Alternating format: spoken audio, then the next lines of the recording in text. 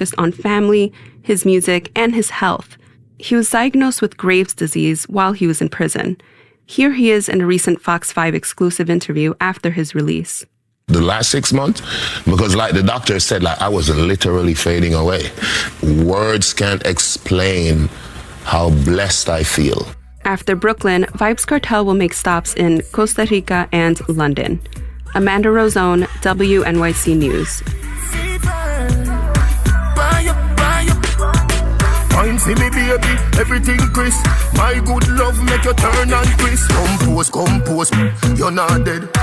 Wide, like a sheet spread. Little 12 left decks that mash up in head. I go keep my third world girl instead. She's civil, wicked, so she did it.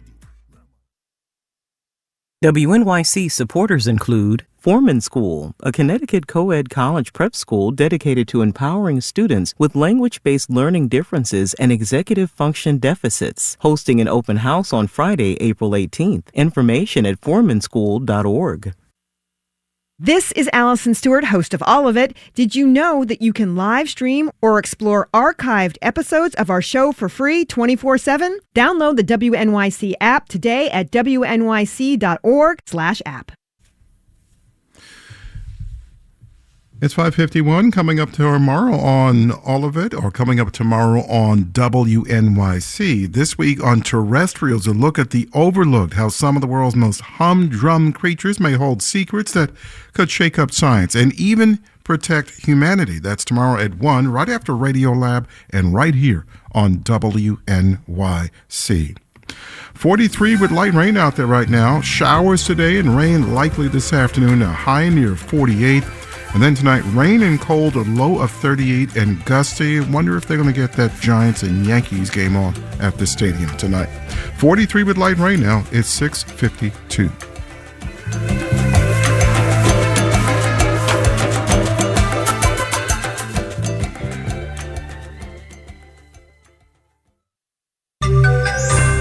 How the trade war is making retirement planning harder. Marketplace Morning Report is supported by Progressive Insurance. Progressive is looking for individuals who want to join an inclusive and unique culture. More information, including application, at progressive.com/careers. I'm David Brancaccio in Los Angeles. Here's the state of play on U.S.-China import penalties. The Trump administration confirmed it's taken the tariff on Chinese goods to 145%. This morning, China took their import tax up to 125%, but Beijing said that they would ignore any new U.S. countermove should that happen. The BBC's Stephen McDonnell has more. Analysts are saying that these increases from the superpowers, they're becoming almost meaningless because they're already so high as to impede much of the trade flowing between the two countries.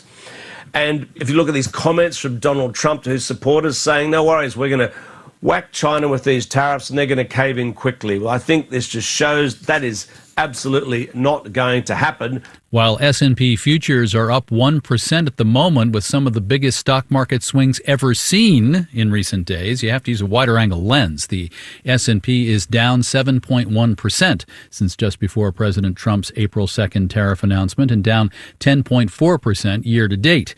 The Nasdaq is down 15% year to date. Well, what are we supposed to do about it? Let's consult Barry Ritholtz, Chairman and Chief Investment Officer at Ritholtz Wealth Management in New York. Welcome. Well, thank you for having me. Let me guess. I bet this happens to you. It happens to me when people know what I do for a living. It probably goes something like, hey, Bear, should I buy the next dip in the market? What do you tell them? So my answer is always, what are your financial goals? When are you planning on retiring? When do you need this money? If you're 10, 20 years away from retirement, sure, you should be making regular contributions. And every time the market is 15, 20, 25% down, you should throw a little more capital at it. But if you're retiring in the next 12, 18, 24 months, hey, maybe buying the dip isn't ideal for you because you're going to be drawing down, and you have to make sure your portfolio is robust enough to withstand that sort of volatility. I mean, I feel especially bad for people who need their money right away. They turn 65 not in months, but 5 weeks from now, and they were all set to jump out of the rat race, and all this happened. That is one of the biggest problems that we encounter. In fact, no less notable than Bill Sharp, Nobel laureate, has said that challenge is one of the thorniest problems in all of finance. Thorniest problems is knowing when to get out, or if you're getting close to really needing your money, what posture do you adopt? Some people have described this as a sequence of returns problem. It's knowing that if you start retirement in a drawdown, it has a substantial impact on how much money you're capable of pulling out over your lifetime. In other words, you're much better off with a plus 10% and having a minus 10% somewhere 10 years down the road than starting out 10% in the hole. Anything you sell to draw down, and let's use 4% as kind of the industry standard, that's 4% that you're drawing down at a minus 10% that never has a chance to recover. Could be parents who need to pay for some college education soon, or they want to liquidate to get a house, but it's something that you need to plan for. That's right. If you have a young child who's not going to college for 10 or 15 years, it's a non-issue today because you're looking on the other side of this. On the other hand, if you have a 15-year-old who's going to start college in 2026, 2027, this is a really challenging set of circumstances. Barry Ritholtz, co-founder, chairman, and chief investment manager at Ritholtz Wealth Management. He's also author of How Not to Invest. Barry, always good to catch up. Thanks so much. We have just entered the season when corporations report their January to March results, earnings, and wink and nod about what they think is to come. Some big banks will publish their numbers shortly. But the first quarter is a very different period than the era of high tariffs that is defining the quarter we're living in now. Talk of recession in the U.S. is among forces pushing the dollar lower, lowest in 3 years, to the European single currency today. It costs nearly $1.14 to buy a euro.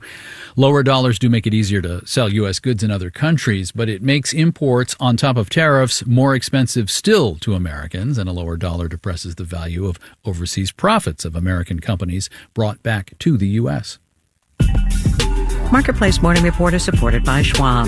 Schwab offers investors choices like full-service wealth management, self-directed investing options, and trading on Thinkorswim. More at schwab.com.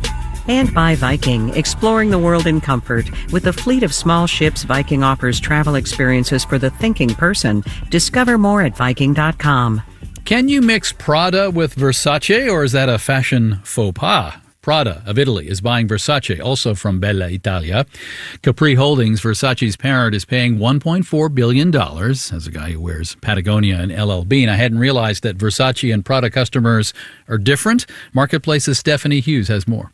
Think of Prada's clothing as being more minimalist and Versace's as being more maximalist. Very dynamic color, very unique look, a little bit of that Roman Caligula look.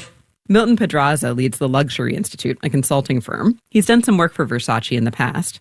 He says one challenge Versace faces is that its clothes aren't necessarily everyday staples. Versace's revenue dropped by 15% last quarter.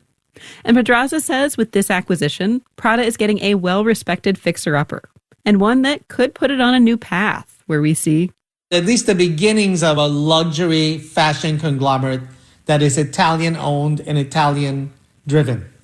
But it'll need to find its customers all around the world, says Susan Scafidi, founder of the Fashion Law Institute at Fordham.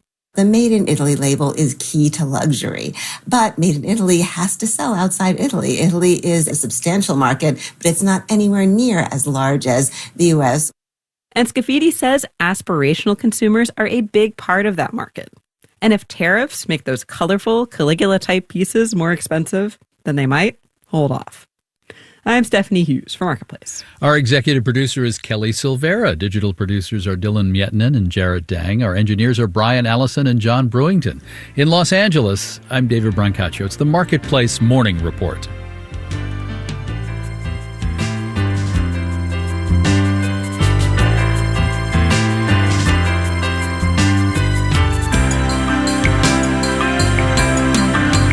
We're from APM, American Public Media. Support for WNYC